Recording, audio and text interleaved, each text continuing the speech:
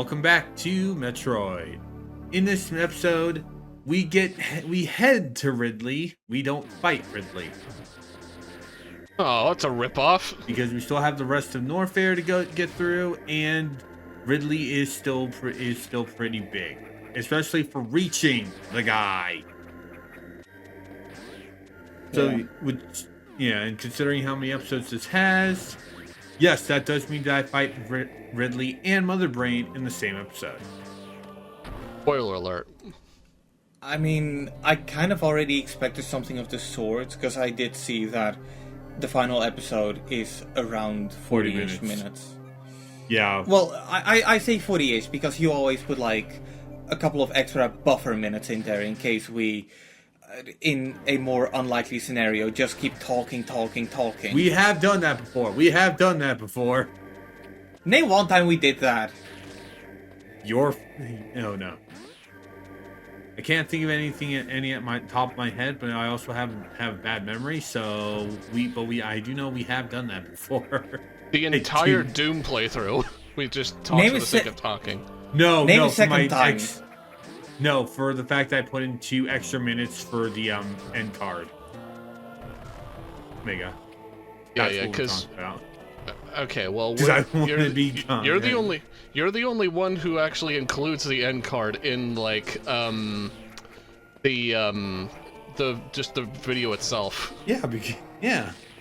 Whereas the rest. Yeah. So in case you're ever wondering who recorded a certain video, there's one easy way to find out.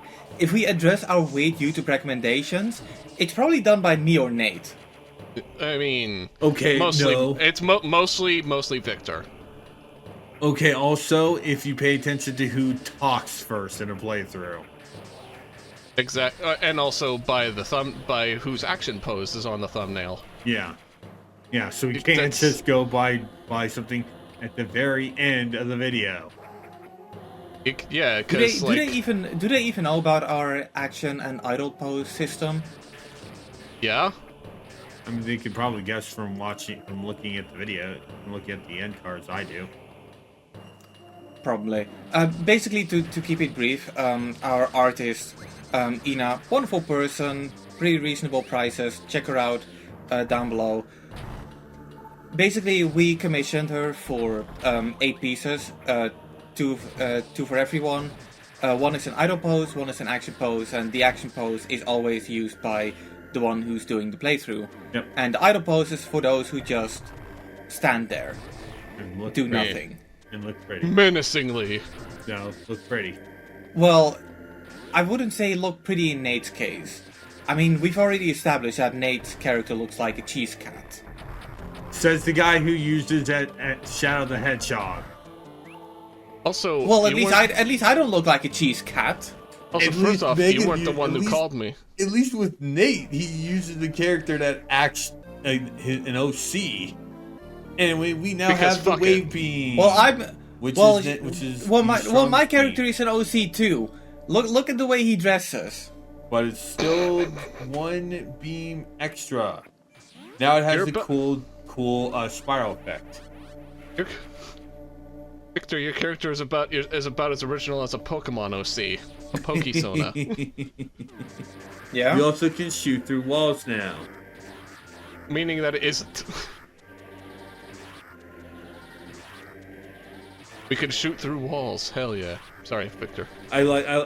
Not gonna lie, that is a mechanic in these types of games that should be more relevant. And not something equivalent to like an electricity beam. Yeah. But you know, which is really weird because that's some... what the wave beam is in Prime, just electricity based. I mean, it works. It does, but it's still weird. But it's not really a wave beam if the beam itself just waves. I wonder if Mugen enjoyed Final Fantasy VIII Remastered. I don't even. Yeah, probably did. Maybe, I don't know. Now it's actually time to do something about these bugs. We exterminate them. Well, I mean, besides exterminating them.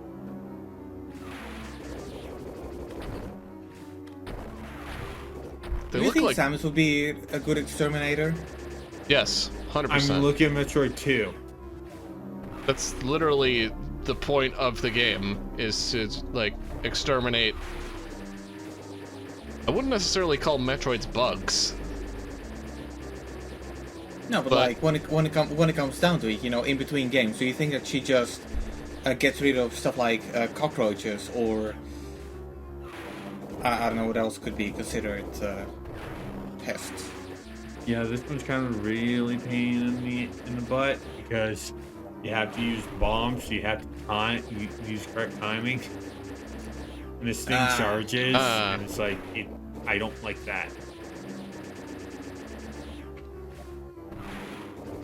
This is not... That's a very... I can't speak. This is a patience tester, for sure. Yeah. Something that I've At come least you to... get some pretty neat loot from it. Yeah. And it's something that I've come to realize with you is that you do not like a lot of slow pace stuff. Wanna No, get through, it's like, not that I don't like slow paced stuff. It's just I'm bad at timing. Yeah, okay, There it is. okay, that too. Yeah, but yeah. Yeah, I'm just bad at timing sometimes.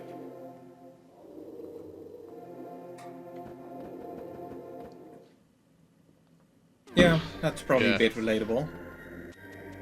I mean, I like rhythm. I mean, I like rhythm games because I practice rhythm. Oh and no, I do timing too. on that. It's more when I'm having to time like two different things.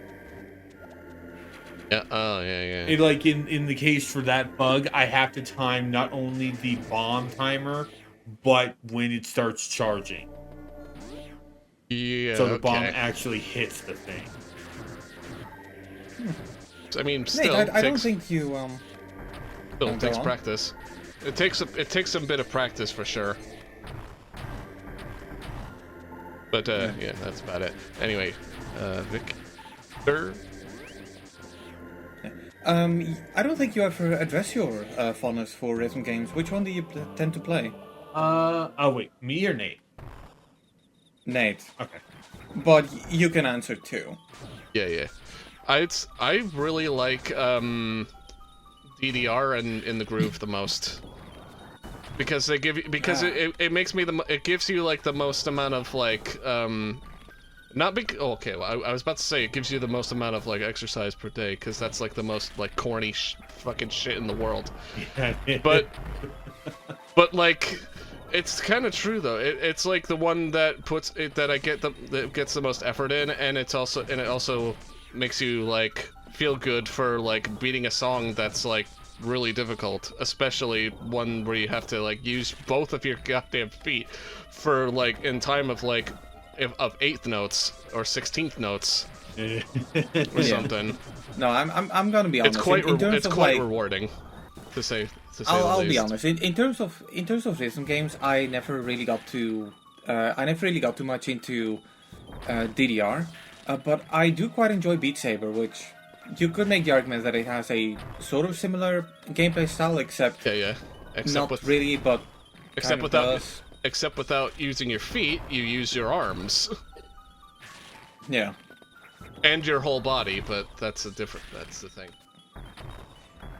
Yeah. Actually, No, actually, I'd say that DDR / In the Groove / Stepmania, which is both really, also uses your entire body, not just your legs.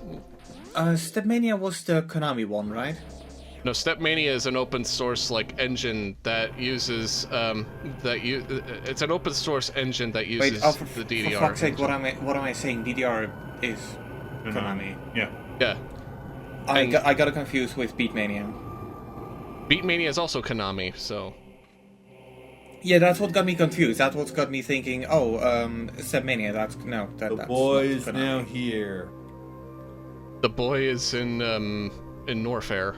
This isn't Norfair. This is just called Ridley. He's on the planet. He's on the planet. Yeah, I know. Alright, so, Ben, what about your rhythm games that you I'm frequent? kind of way more partial to the Sega ones. The Persona ones, Hatsune Miku, those. What about Right. Project? What about Sound Voltex? I've never Oh wait, even Sound heard of Voltex is Konami. I've never even heard of Sound Voltex anyway. Yeah, Sound Voltex is Konami, so not... Yeah, okay. This is me going, fuck, I don't have any super missiles. I don't think I've not properly played any of the Project Eva games. Have you played the Persona ones? Nope, not even. Oh, okay. Well, I'm if you played one of those, then you played the other one, because that's literally the same thing. I used to be into the Persona dancing games when I had just got my PS4. Like, I actually got the Persona Endless Night collection before I got my PS4, because I was so much into Persona 5. I played the PS3 version, but I wanted to get the dancing games and eventually, pick up the PS4, like. Mm-hmm. That collection has been in its shrink wrap for so long, but it just struck all the right notes for me. And when I had just got it, I was really into it. Unfortunately, this was in a time when money was tight, so unfortunately I did end up selling it, which I still think is a damn shame. Especially because there's nowhere I can find it anymore nowadays. I did get the games digitally, but you gotta want the physical, and yeah. I could just get physical versions of 3 and 5. But the problem is, then I've got a 4-shaped gap in my collection. Easy to get. God damn it! Oh. We'll get that. And I really wish they put out a physical of Persona 4 dancing as well. Like I don't like how they did for the Vita. I think they did for the Vita release. Yeah, for the Vita, but not for the PS4. The PS4 version is not only digital only, you can only get it as part of the collection. Yeah, which that blows. You have to get the 2 unnecessary ones to get that. It's almost like publishers are really bad at preserving games. Or they just don't give a fuck about preserving their own games at all. Which Yeah. I don't really want to get into a whole lot, because that'll take up the rest of the entire episode. But there's also the matter of the DLC problem with the Persona dancing games, where at least in Europe, the only way to get certain outfits or certain in-game items is by buying bundles. You don't get to purchase the Sonic outfit separately. No, you have to get a costume bundle. And I feel like the only DLC bundle that was worth its money was the one including all the songs, because, well, obviously it gives you more levels. yeah. It actually enhances the gameplay and gives you a lot of Persona fan service. Even if I still have no clue when Dream of Butterfly was supposed to be playing in Persona 1, and what version of Persona 1. But hey, that's my bad for not being a fan. What are you talking about? Persona 1 doesn't exist. No, I'm just kidding. It does exist. I mean, Atlas is doing pretty much everything to sweep it under the rug.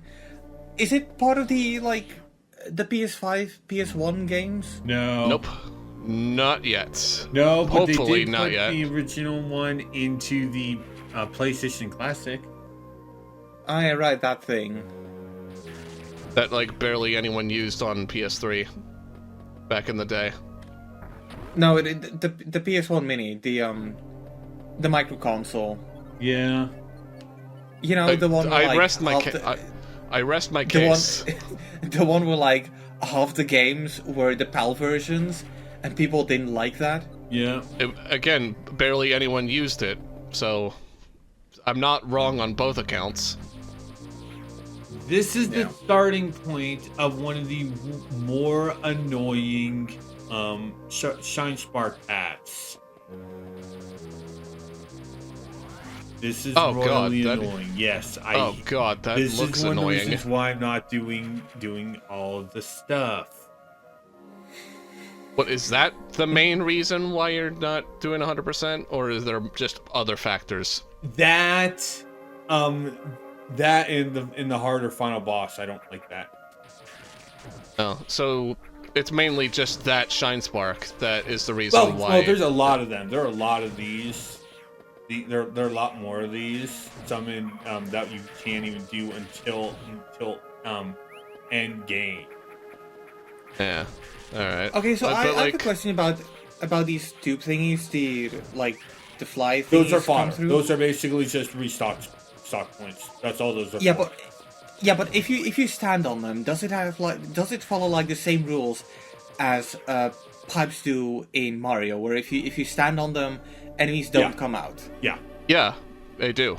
Yeah, Right. they do. It's Nintendo. Like, what do you expect?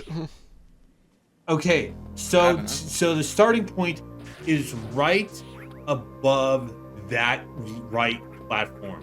You need to make 2 motion jumps while you're holding a Shine Spark, and then go to the right. That is all. Yeah, you keep the shine. If you jump straight ahead, you use the Shine Spark. If you do a rolling jump, when you're moving forward, Samus will flip like that. That will not use the Shine Spark. It's a royal pain in the ass. It is a royal pain in the ass, and like I said, that's why I'm not 100%. That's part of the main reason why I'm not 100%ing this game, because a lot of the Shine Spark stuff is major pain in the ass. And I do know a lot of that stuff is also in Fusion and Dread. But from the sounds of it, Fusion and Dread, they kind of tone back on that, on the whole Shine Spark thing. Fusion, I'm not actually 100% because I've never actually 100%ed it. Dread, from what I've heard, they kind of doubled down a little bit. Oh. I don't know. I don't fully know. That I could be wrong. So I have not. As of this time, I have not played any other Metroid to full completion, other than 1 Prime and Prime 2. That okay. Yeah. But I haven't beaten Prime 2. I have. Yeah, But yeah. I'm not- Didn't. Like I have said, it is because of the motion controls. I don't like them in Primes 1 and 2. No. Yeah. All right. Yeah. 3 they're fine because Well- 3 was made for the Wii, but not 1 and 2. I didn't mind them in 1 and 2. I thought they were implemented all right. The reason why I haven't played Metroid Prime 2 yet is because I'm waiting for my copy of Metroid Prime 2 Remastered to come in. Yeah. I mean, yeah, that's fair. Really wish we would get it. I don't understand I don't why th- Nintendo hasn't done that. I don't think the Switch. I don't think Prime 4 was gonna come out on like summer of this year. I think it's gonna be like a holiday release. Maybe. But I still expected them to, at the very least, drip feed the content. Yeah. Like that would be a way to, pace things until, Prime 4 is in a presentable state. Yeah, and I think that's what they're doing. That's one thing why I'm kind of wishing that they did with the Donkey Kong game. For the record, for those confused by what I'm saying because you're watching in future, November they released the Donkey Kong Land games 1 at a time for 3 weeks, and then literally nothing. It is to basically get us excited for. Also, fuck you, enemy. Cheater! Cheater! I don't. I actually love that one. Ben is a you cannot blame that on the hashtag enemy. Ben is a, hashtag Ben is a cheater. Hashtag ridicule him. There we go.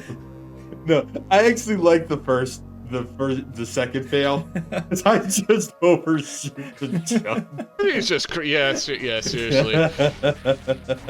But yeah, they release the Donkey Kong Land games like every week, and then just nothing. Yeah, which Radio is weird, silence. 'cause you would say that you would think, oh, they're hyping up Donkey Kong for returns. Then why did they stop? Then why'd they stop at Land 3 of all games? Yeah. Well, I mean, I know they play nice with Microsoft, but I'm not. You know, they're... Donkey I'm Kong not Land and the GBA games are not. They don't have to talk to Rare. They do not have to talk to Rare about those ones.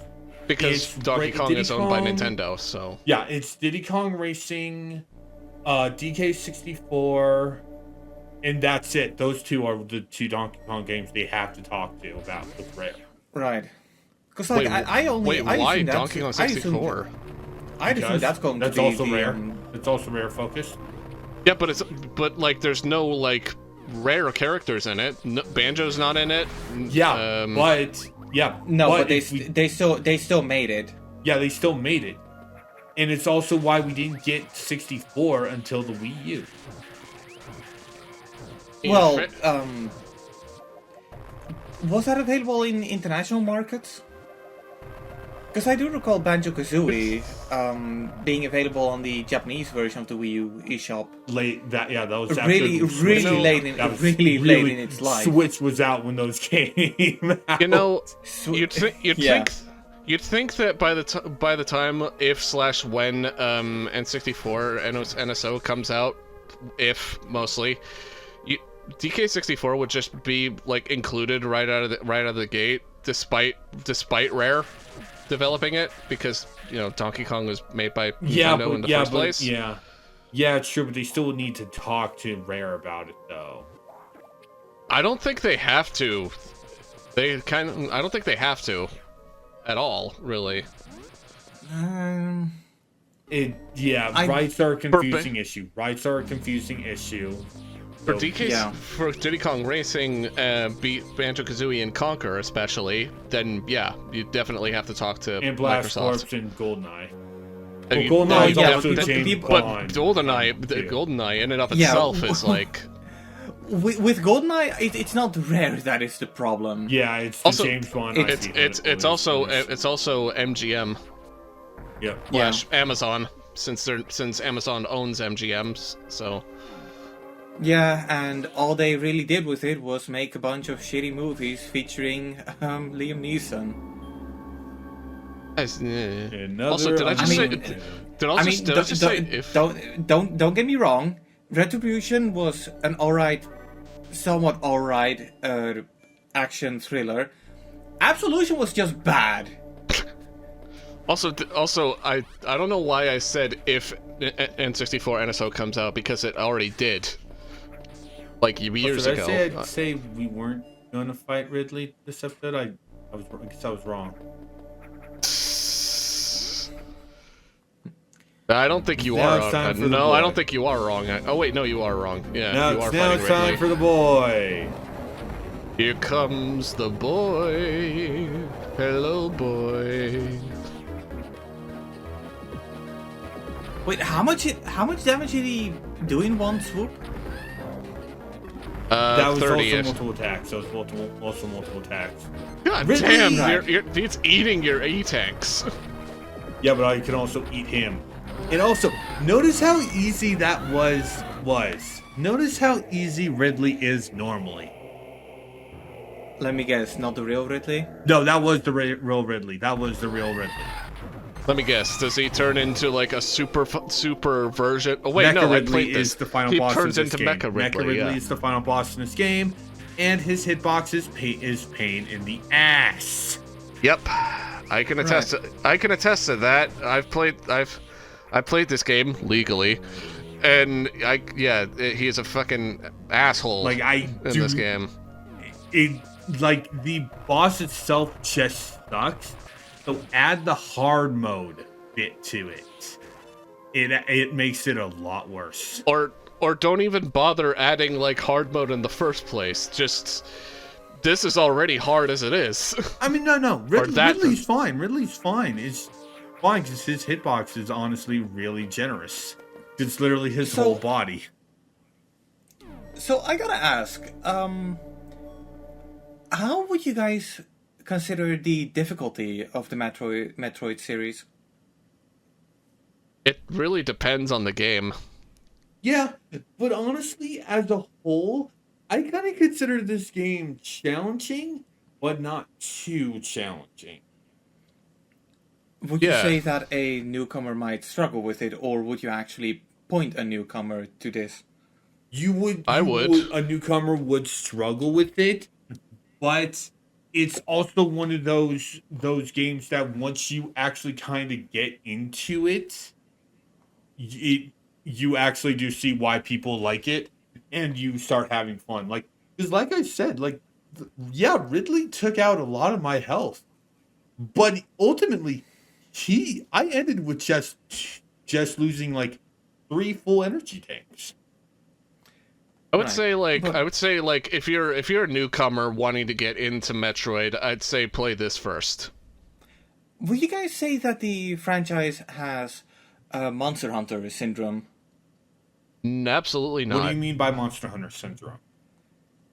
Well, that it's a really difficult series to get into, but when you get into it, you like really get into Oh no, it. this is not a No. really difficult series. This, honestly, I would, in terms of difficulty for Nintendo's kind of mainline franchises, Metroid is honestly around, Say medium.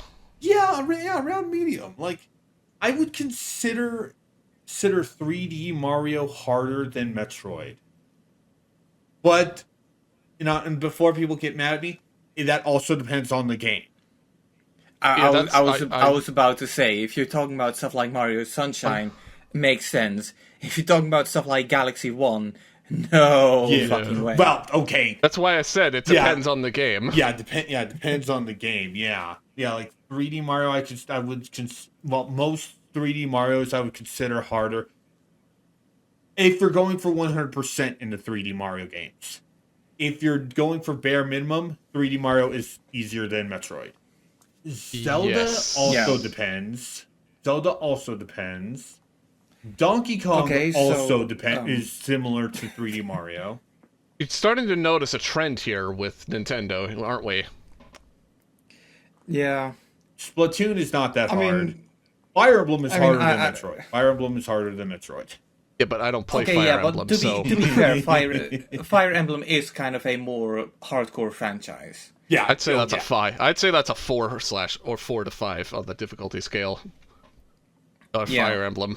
Yeah, It's a kind of game that has bullshit like if your comrades fall in battle, they like actually die. earlier But- games but- had this. but- Starting in Awakening, they added a casual mode, so permadeath is not acceptable. Yeah, but here's the thing. And in, Even I though believe, even though I didn't play a Fire Emblem game yet, if I play it, I'm doing it with permadeath on. Like that is actually, I like that kind of stuff. As weird as it sounds. Yeah, but people also see it as, yeah. But would you also restart if you lost a unit? Though? I mean, maybe it depends. That's on how exactly much the I point. want the unit. I understand why people are pissy about the choice of permadeath on or off, but let's be straight honest. I'm pretty sure that 90%, well, no, I should go 90. I'm probably about 75% of the people who are complaining automatically just go, oh, I lost a unit. I'll just restart my game. Yeah, you know, maybe that should be maybe that's kind of my method of playing those kinds of games. I turn permadeath on, but if I fuck up, I reload a save file. Yep.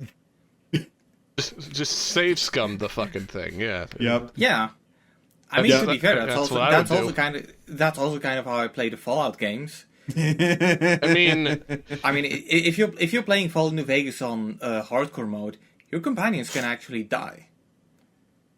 Yeah. And while I think it's really immersive that something like that can happen, there's no way in hell I'm gonna let my buddy Boone die like that.